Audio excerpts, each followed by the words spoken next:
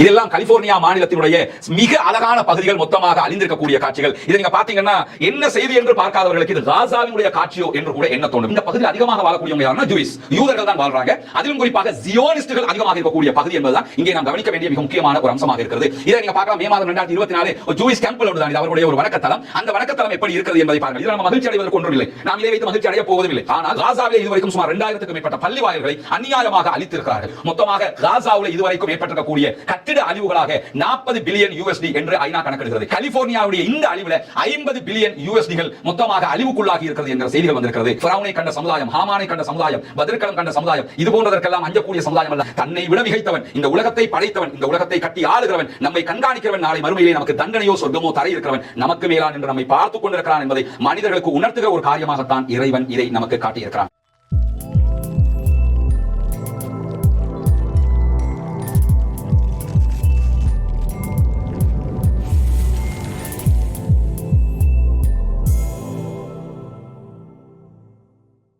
Hi friends, welcome back to SJ Tamil Nadu செய்திகள் and நான் உங்கள் SJ.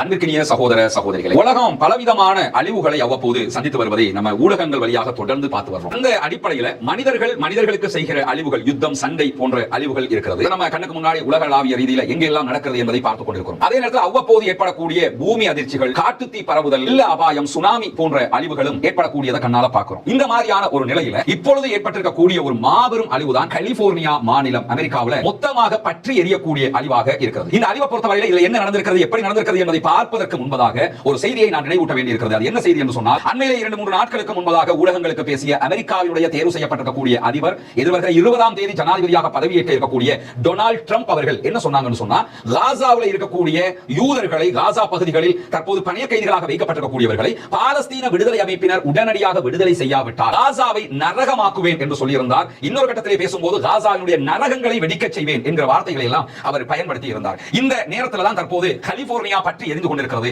அதை பார்க்கும்போது டொனால்ட் ட்ரம்ப் எதிர்பார்த்த நரகமாக கலிபோர்னியா மாறி இருக்கிறதோ என்கிற அச்சம் ஏற்படக்கூடியதை கண்ணுக்கு முன்னால் பார்க்க முடிகிறது. எனவே என்ன நடந்திருக்கிறது, எப்படி நடந்திருக்கிறது என்பதை பார்க்க இருக்கிறோம். அஸ்ஸலாமு அலைக்கும் வரஹ்மத்துல்லாஹி வபரகாத்துஹு. ஏக இறைவனுடைய அமைதியும் கருணையும் நம் அனைவர் மீதும் உண்டாகட்டுமாக. இந்த சந்தர்ப்பத்தில் கலிபோர்னியா மாநிலம் பற்றி எரிந்து கொண்டிருக்கிறது. எனக்கு பின்னால் இருக்கக்கூடிய இந்த காட்சியை நீங்க சமூக வலைதளங்கள்ல பல இடங்களையும் பார்த்திருப்பீங்க. இது வேறு ஒன்றும் கிடையாது. கலிபோர்னியா மாநிலத்தில் காட்டுத்தீயால் அழிந்திருக்கக்கூடிய பகுதிகள். காட்டுத்தீயால் அழிஞ்சிருக்குன்னா அது ஒரு காடு, அந்த காடு மட்டும் தான் பற்றி எரிந்திருக்கிறது நம்ம புரிஞ்சுக்க கூடாது. அமெரிக்காவில் உலக அளவில் உலக வல்லரசாக இருக்கக்கூடியது அமெரிக்கா என்பது ஒரு கனவு தேசம். பல பேருக்கு நான் யுஎஸ்ஏல படிக்கிறேன், நான் யுஎஸ்ஏல வாழ்றேன், நான் யுஎஸ்ஏல தொழில் பண்றேன், நான் யுஎஸ்ஏக்கு போயிட்டு வந்திருக்கிறேன் என்று சொல்வதே ஒரு கனவு தேசமாக கழுகு நாட்டை பற்றி பேசுவார்கள். இப்படியான ஒரு நேரத்தில் இந்த கனவு தேசத்தில் ஆக அதிகமான செல்வந்தர்கள், மிக மிக புகழ் வாய்ந்தவர்கள் வாழக்கூடிய பகுதியாக இருப்பது இந்த கலிபோர்னியா மாநிலம். குறிப்பாக ஹாலிவுட்ல இருக்கக்கூடிய மிக பிரபலமான நடிகர்கள் பில்லியன் டாலர்கள் கொளிக்கக்கூடியவர்களாக இருப்பார்கள். அவர்கள் வாழக்கூடிய பகுதி. அமெரிக்காவுடைய துணை ஜனாதிபதியாக இருக்கக்கூடிய கமலா ஹாரிஸினுடைய வீடும் இங்கேதான் இருக்கிறது. அதுவும் மொத்தமாக அழிந்திருக்கிறது என்று சொல்லப்படக்கூடிய அளவுக்கு இவ்வளவு புகழ் பெற்றவர்களும் செல்வந்தர்களும் அதிகாரம் படைத்தவர்களும் இருக்கிறார்கள் என்று சொல்லக்கூடிய கலிபோர்னியா மாநிலம் தான் மொத்தமாக தற்போது அழிந்து கொண்டிருக்கிறது. அதனுடைய காட்சிகள் தான் நீங்க பாக்குறீங்க. இதெல்லாம் கலிபோர்னியா மாநிலத்தினுடைய மிக அழகான பகுதிகள் மொத்தமாக அழிந்திருக்கக்கூடிய காட்சிகள். இதை நீங்க பாத்தீங்கன்னா என்ன செய்தி என்று பார்க்காதவர்களுக்கு இது காசாவினுடைய காட்சியோ என்று கூட என்ன தோணும். ஏன்னா காசாவில் இப்படியான நிலைகளை தான் இஸ்ரேலும் அமெரிக்காவும் சேர்ந்து உருவாக்கி இருக்கிறார்கள். அமெரிக்கா இஸ்ரேலுடைய அழிவு காசாவிலே உச்சம் தொட்டுக் கொண்டிருக்கக்கூடிய நேரத்தில் தான் தற்போது கலிபோர்னியா இப்படியான அழிவுகளை சந்தித்து வருவதை நாம் பார்க்க முடிகிறது. இங்க நீங்க பார்க்கலாம் கலிபோர்னியா மாநிலத்தினுடைய எந்தெந்த பகுதி எப்படி பாதிக்கப்பட்டிருக்கிறது என்பதை தான் இந்த படம் காட்டுகிறது. குறிப்பாக கென்னத் என்கிற ஒரு பகுதி கலிபோர்னியாவில் மொத்தமாக அழிந்து கொண்டிருக்கிறது. அதே போன்று ஹாஸ்ட் என்கிற பகுதியும் தற்போது அழிந்து கொண்டிருக்கிறது. அதே போன்று ஏட்டன் என்கிற பகுதியும் இந்த பகுதிகளில் அழிந்து கொண்டிருக்கக்கூடிய நேரத்தில் லிதியா என்கிற ஒரு பகுதியும் இந்த பகுதிகளிலே அழிந்து கொண்டிருக்கிறது. இங்க நீங்க பார்க்கலாம் லாஸ் ஏஞ்சல்ஸ் இருக்கிறத நீங்க இந்த மேப்ல பார்க்க முடியும். லாஸ் ஏஞ்சல்ஸ் ஒரு பிரபலமான ஒரு சிட்டியாக இருக்கக்கூடிய நேரத்தில் இந்த பகுதியை நீங்க பார்க்கலாம். பாலிசேடேஸ் என்கிற ஒரு பகுதி, அந்த பகுதியும் அழிந்து கொண்டிருக்கிறது. மொத்தம் 5 இடங்களில் கலிபோர்னியா பற்றி எரிந்து கொண்டிருக்கிறது என்கிற செய்திகள் தொடர்ந்து வெளியாகி கொண்டிருக்கிறது. இந்த 5 இடங்களிலும் எப்படியான அழிவுகள் ஏற்பட்டிருக்கிறது என்பதை இன்றைக்கு துல்லியமாக சர்வதேச ஊடகங்கள் தந்து கொண்டிருக்கக்கூடிய நேரத்தில் பாலிசேட் என்கிறது பசிபிக் பாலிசேட் என்று சொல்வார்கள். இது பசிபிக் கடலோர ஒரு பகுதியாக பார்க்கப்படக்கூடிய ஒரு இடம். இந்த இடத்துல கிட்டத்தட்ட 20,000 ஏக்கர் நிலப்பரப்புகள் மொத்தமாக அழிந்திருக்கிறது என்கிறது சர்வதேச ஆய்வு ஊடகங்கள். அது மட்டுமல்லாமல் இந்த இடத்துல 6% பகுதிகள் தான் தற்போது தீயை கட்டுப்படுத்தி இருக்கிறார்கள். மீதி 94% பகுதிகள் தற்போதும் எரிந்து கொண்டிருக்கிறது என்கிறது இன்றைக்கு காலையிலே பிபிசியினுடைய செய்தி தொகுப்பு. அடுத்ததாக எரியக்கூடிய மிக முக்கியமான பகுதியாக இருப்பது ஈட்டன் என்கிற பகுதி. இந்த பகுதியை நம்ம எடுத்துக்கிட்டோம்னு சொன்னா இந்த பகுதியில கிட்டத்தட்ட 14,000 ஏக்கர் நிலப்பரப்புகள்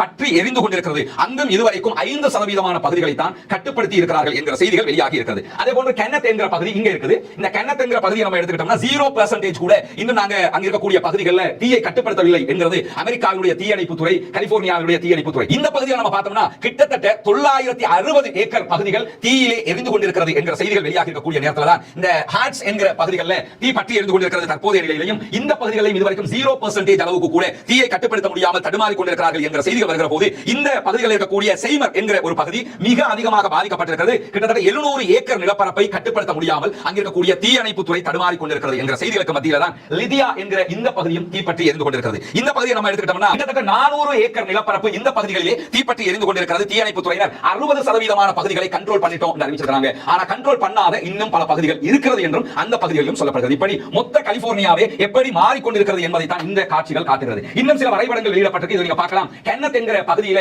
எரிந்து நாசமாகி இருக்கக்கூடிய 960 ஏக்கர் நிலப்பரப்புகள் தான் நீங்க பாக்குறீங்க. கென்னத் என்கிற பகுதி மொத்தமாக இப்படியே அழிந்திருக்கிறது என்கிறத நம்ம பார்க்க முடிகிறது. லாஸ் ஏஞ்சல்ஸுக்கு கொஞ்சம் நெருக்கமாக இருக்கக்கூடிய ஒரு பகுதி. அதே நேரத்தில் இந்த வரைபடத்தில் பாலிசேட்ஸ் என்கிற பகுதி எப்படி எரிந்தது என்கிற காட்சி இருக்கிறது. இதை நீங்க பார்க்கலாம். கிட்டத்தட்ட ஜனவரி 7ஆம் தேதி இந்த பகுதிகளில் தான் தீ ஆரம்பிக்கிறது. ஜனவரி 7ஆம் தேதி இப்படி பரவ ஆரம்பிக்கிற அந்த தீயினுடைய அதிகரிப்பு அடுத்ததாக ஜனவரி 7ஆம் தேதி ஈவினிங் ஆகிற நேரத்தில் எந்த அளவுக்கு அதிகமாக பரவி இருக்கிறது பார்க்கலாம். ஜனவரி 8ஆம் தேதி ஆகும்போது இவ்வளவு தூரங்கள் அதிலே தீயிலே அழிந்திருக்கிறது என்கிற காட்சிகளை தான் கூகுள் மேப்ல இருந்து இன்றைக்கு பிபிசி வெளியிட்டிருக்கிறத நம்ம பார்க்க முடியும். இங்க நீங்க பார்க்கலாம் பாலிசேட்ஸ் என்கிற பகுதி எவ்வளவு அழிந்திருக்கிறது என்பதை இன்னும் துல்லியமாக எடுத்து காட்டியிருக்கிறார்கள். பசிபிக் ஓஷனுக்கு மேலே இருக்கக்கூடிய ஒரு பகுதி. இது கிட்டத்தட்ட 10,000 பில்டிங்ஸ், 10,000 கட்டிடங்கள் இதிலே அழிந்திருக்கிறது, நாசமாகி இருக்கிறது என்கிறது அமெரிக்காவினுடைய ஆய்வு தொகுப்பு. அது மட்டும் இல்லாம ஈட்டன் ஃபயர் எப்படி ஏற்பட்டிருக்கிறதுங்கறத நீங்க பாக்குறீங்க. ஐட்டரேனா இந்த இடத்துல இருக்குது. ஈட்டன் ஃபயர் எப்படி நடந்திருக்கிறதுங்கறத காட்டுறாங்க. இந்த பகுதிகளில் 11,000 பில்டிங்ஸ் மொத்தமாக அழிக்கப்பட்டிருக்கிறது, தீயிலே எரிந்திருக்கிறது என்பதை நம்ம பார்க்க முடியும். பாலிசேட்ஸ் என்கிற நகரத்தில் கலிபோர்னியாவில் எப்படியான அழிவுகள் ஏற்பட்டிருக்கிறது என்பதை நியூயார்க் நகரத்தோடும் லண்டன் சிட்டியோடையும் ஒப்பிட்டு காட்டியிருக்காங்க. இங்க நீங்க பார்க்கலாம். நியூயார்க் நகரத்தில் மன்ஹாட்டன் இருக்கிறது, குயின்ஸ் இருக்கிறது. இந்த பகுதிகள் முழுவதும் அழிக்கப்பட்டால் எப்படி இருக்குமோ இதே அளவுக்குண்டான ஒரு அழிவு தான் பாலிசேட்ஸ்ல ஏற்பட்டிருக்கிறது. நியூயார்க்ல மன்ஹாட்டனையும் குயின்ஸையும் தெரியும், உங்களுக்கு தெரியும் எவ்வளவு பெரிய நகரமாக இருக்குது, எவ்வளவு பெரிய இடமாக இருக்குது. அது அழிக்கப்பட்டால் எப்படி இருக்குமோ அது போன்ற ஒரு அழிவு தான் அங்கே ஏற்பட்டிருக்கிறது. அதே மாதிரி இந்த பக்கம் லண்டன்ல பாத்தீங்கன்னா லண்டன் சிட்டி இருக்கிறது, கிரீன்விச் இருக்கிறது. இந்த இரண்டு பகுதிகளையும் உள்ளடக்கிய ஒரு மாபெரும் பகுதிகள் தான் அங்கே அழிக்கப்பட்டிருக்கிறது என்பதற்கான ஒரு வரைபடமாக தான் இந்த வரைபடம் இருக்கிறது. இப்படி ஒரு நினைத்து கூட பார்க்க முடியாத அழிவு அங்கே ஏற்பட்டிருப்பதை நாம் பார்க்க முடியும். பிபிசியினுடைய இணையதளம் சில புகைப்படங்களை வெளியிட்டிருக்கிறது. நீங்க பார்க்கலாம். பசிபிக் பாலிசேட்ல இருக்கக்கூடிய ஒரு ஏரியா. இந்த ஏரியா எப்படி பச்சை பசேல் என்று இருந்திருக்குங்கிறத பாருங்க. ஒரு ஷாப்னு நினைக்கிறேன் இது. இங்க நீங்க பாத்தீங்கன்னா ஜனவரி 25ஆம் தேதி எப்படி இருக்கிறது. இந்த இடத்துல டிசம்பர் 2023 எடுத்த புகைப்படம் இது. இது ஜனவரி 2025 எடுத்த புகைப்படம். மொத்தமாக நாசக்காடாகி இருக்கிறது. கூகுள் எர்த்ல இருந்து கெட்டி இமேஜ் இந்த புகைப்படத்தை எடுத்துறாங்க. அத தான் பிபிசி எடுத்து சுட்டி காட்டுறாங்க. அதே மாதிரி இங்க நீங்க பார்க்கலாம் எப்படியான ஒரு அழிவு பாலிசேட்ஸ்ல மே மாதம் 2024ல எடுத்த ஒரு கட்டிடத்தினுடைய ஒரு புகைப்படம் இது. இந்த புகைப்படம் 2025 ஜனவரியில எப்படி இருக்குது பாருங்க.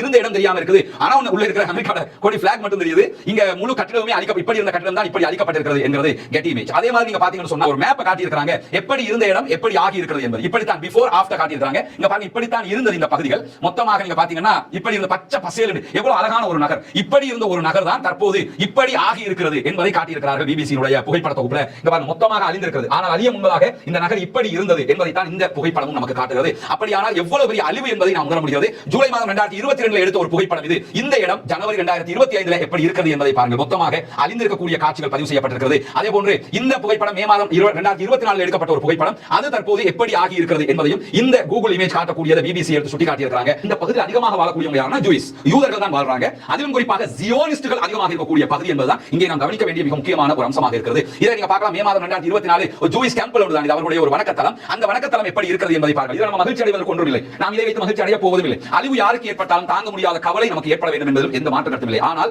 காசாவிலே இதுவரைக்கும் சுமார் 2000க்கும் மேற்பட்ட பள்ளி வாயில்களை அநியாயமாக அழித்திருக்கிறார்கள். காசாவிலே இதுவரைக்கும் 46,000 அப்பாவிகள் கொல்லப்பட்டிருக்கிறார்கள், ஷஹீதாகி இருக்கிறார்கள். 1,12,000 பேர் தங்களுடைய உடல் உறுப்புகளை இழந்திருக்கிறார்கள். அநியாயமாக தற்போது ஊனமுற்றவர்களாக மாற்றப்பட்டிருக்கிறார்கள். காசாவிலே 93% இடங்கள் மொத்தமாக அழிக்கப்பட்டிருக்கிறது. இவை அத்தனையும் இஸ்ரேல், யூதர்கள், ஜியோனிஸ்டுகளும் அமெரிக்காவும் இணைந்து செய்த முழுமையான அழிவுகள். செயற்கையாக ஒரு அழிவு உண்டாக்க ஒரு சமூகத்தை அழித்துக் கொண்டிருக்கக்கூடிய நேரத்தில் தான் இந்த மாதிரியான ஒரு அழிவு உண்டாகுவதை நீங்க பார்க்க முடியும். இந்த அழிவு மனிதர்களால் உண்டாக்கப்பட்ட அழிவு இல்லை என்பது நமக்கு தெரியும். பாருங்க யூதர்களுடைய டெம்பிள் எந்த நிலைமைக்கு மாறி இருக்கிறது என்பதை. அதிகமானவருடைய வணக்கத்தலங்கள் இருக்கிறது. அவர்கள் தான் அதிகமாக இருக்கிறார்கள். செல்வ செழிப்போடு இருக்கிறார்கள். தற்போது நடு ரோட்டுக்கு வந்திருக்கிறார்கள். அமெரிக்காவுடைய அரசாங்கம், கலிபோர்னியா மாநில கவர்மெண்ட் இதுவரைக்கும் எத்தனை பேர் கொல்லப்பட்டிருக்கிறார்கள் என்பதை மொத்தமாக உண்மை செய்திகளை தர மறுக்கிறார்கள் என்ற குற்றச்சாட்டுகள் ஊடகங்களால் முன்வைக்கப்படுகிறது. 10 பேர் மட்டும் தான் கொல்லப்பட்டிருக்கிறார்கள் என்ற ஒரு செய்தியை சொல்லிட்டு இருக்காங்க. ஆனால் அது பொய்யாக இருக்கலாம் என்றுதான் பல ஊடகவியல் ஆய்வாளர்களும் பேசிக் கொண்டிருக்கிறதை நம்ம சர்வதேச ஊடகங்களில் பார்க்க முடிகிறது. அது மட்டுமல்லாமல் அங்கே ஏற்பட்டிருக்கக்கூடிய அழிவுகள் கூட குறைத்து மதிப்பிடப்படுவதாக சொல்லப்படுகிறது. விமானங்கள் மூலமாக, ஹெலிகாப்டர் மூலமாக தண்ணீர் ஊற்றப்படுகிறது. அணைப்பதற்கு முற்படுகிறார்கள். பார்க்கிறார்கள், என்னென்னமோ பண்ணி பார்க்கறாங்க, ஆனா எதுவுமே பண்ண முடியாமல் இருக்கிறது. சர்வதேசமே கைகட்டி பார்த்துக் கொண்டிருந்த நிலையில்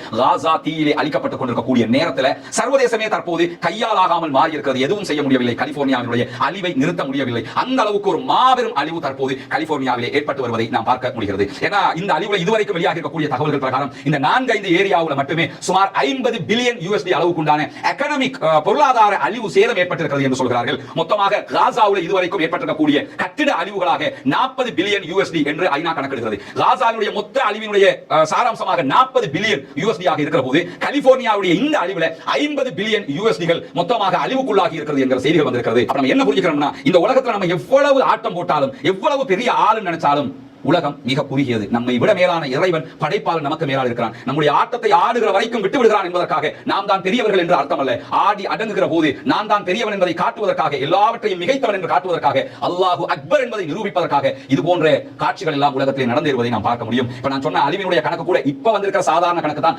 50 பில்லியன் USD என்பது. இந்த காட்டுத்தீ எல்லாம் நின்று முடிஞ்சதுக்கு அப்புறம் தான் தெரியும் எத்தனை பில்லியன் வரப்போகிறது, எவ்வளவு அழிவுகள் ஏற்பட போகிறது என்று. காசாவை அழிப்பதற்காக அமெரிக்கா இதுவரைக்கும் 27 பில்லியன் USD அளவுக்கு ராணுவ உதவிகளை செய்திருக்கிறது என்கிற நிலையில தான் இவ்வளவு பெரிய அழிவுகள் வந்திருக்கிறது. எனவே டொனால்ட் ட்ரம்ப் வந்துட்டாரு, இதோட எல்லாம் முடிஞ்சது, யார் தான் நம்மளை காப்பாற்ற போறா என்கிற எண்ணம் எல்லாம் தேவையில்லை. இப்படி ஒரு காலத்துல நம்மளும் ஸ்ரீலங்கால கோட்டா வந்துட்டான், இனிமே என்ன நடக்க போகிறது என்றெல்லாம் யோசித்த வரலாறு உண்டா இல்லையா? அதெல்லாம் நத்திங். அப்படி எல்லாம் யோசிக்க வேண்டிய அவசியமே இல்லை. ஃபிரௌனை கண்ட சமுதாயம், ஹாமானை கண்ட சமுதாயம், பத்ர்கலம் கண்ட சமுதாயம், இது போன்றதற்கெல்லாம் அஞ்சக்கூடிய சமுதாயம் அல்ல. அதனால் தான் காசாவினுடைய போராளிகள் திரும்ப திரும்ப சொல்கிறார்கள், நாங்கள் பார்ப்பதற்கு புதியதொரு நரகம் உலகத்திலே இல்லை, எனவே எதையும் எதிர்கொள்ள தயாராக இருக்கிறோம் என்கிறார்கள். அடக்குமுறைகளால் எந்த ஒரு ஜனநாயகத்தையும் அடக்க முடியாது என்பதை டொனால்ட் ட்ரம்ப் புரிந்து கொள்கிறார். அதே நேரம் தன்னை விட மிகைத்தவன், இந்த உலகத்தை படைத்தவன், இந்த உலகத்தை கட்டி ஆளுகிறவன், நம்மை கண்காணிக்கிறவன், நாளை மறுமையிலே நமக்கு தண்டனையோ சொர்க்கமோ தர இருக்கிறவன், நமக்கு மேலான் என்று நம்மை பார்த்துக் கொண்டிருக்கிறான் என்பதை மனிதர்களுக்கு உணர்த்துகிற ஒரு காரியமாகத்தான் இறைவன் இதை நமக்கு காட்டியிருக்கிறான். திருமலை குர்ஆன்ல அல்லாஹ் தஆலா லுக்மான் என்கிற ஒரு மனிதர் தன்னுடைய மகனுக்கு செய்த உபதேசத்தை சொல்லி காட்டுகிறான். அதிலே அவர் சொன்ன ஒரு உபதேசம் தான் அல்லாஹ்வை பற்றி பேசும்போது, இன்னஹா இன் தகும் மிஸ்கால ஹப்பத்தின் மின் ஹர்தலின் ஃபதகுன் ஃபீ ஸஹ்ரத்தின் அவ் ஃபீ ஸமாவாத்தி அவ் ஃபில் அர்த் யஅதி பிஹல்லாஹ். அழகான ஒரு அற்புதமான ஒரு வசனம் அல்லாஹ்வை பற்றி சொல்லிக் கொடுக்கிறார் மகனுக்கு.